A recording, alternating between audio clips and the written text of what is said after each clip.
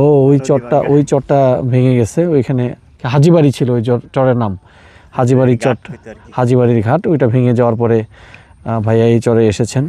এই চরে 20 বছর ধরে উনি বসবাস করছেন। তার মানে এই চরটা 20 বছর হয়েছে, তাই তো? বেশি হয়েছে। ঘোড়াটাকে কিছুটা বিশ্রামে রাখা হয়েছে, সে এখন ঘাস খাচ্ছে, একদম ন্যাচারাল ঘাস। এবং এই ন্যাচারাল ঘাস খেয়ে ঘোড়াও বেশ হৃষ্টপুষ্ট হয়েছে। সুন্দর কলমি ফুল। এই কলমি ফুলগুলো অনেকে এটাকে বেড়ালতাও বলে। তো এই ফুলগুলো দেখতে বেশ সুন্দর, পার্পল কালার, অনেক ফুল হয়েছে।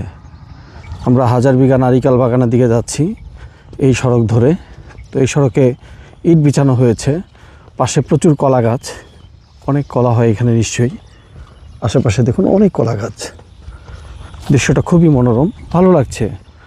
চরাঞ্চলে ঘোরাঘুরি করতে আমার কাছে সবসময় ভালো লাগে। এখানে আসলে জীবনের প্রকৃত স্বাদ এটা বোঝা যায়। আর চরের মানুষের জনজীবন দেখলে তখন একটা মোটিভেশন কাজ করে যে এত কষ্ট নিয়েও তারা খুব সুখে এখানে কিন্তু বসবাস করে। আমরা যারা শহরে বসবাস করি, আমরা অনেকে হয়তো সুখী না, অনেক কিছু পেয়েও আসলে সুখী না। তো স্বল্পতার মধ্যেও যে আসলে সুখ পাওয়া যায়, এটা চরে আসলে বোঝা যায়। আপনারা অনেকেই চরের ভিডিও পছন্দ করেন। যারা চরের ভিডিও পছন্দ করেন তারা অবশ্যই ভিডিওতে লাইক, কমেন্ট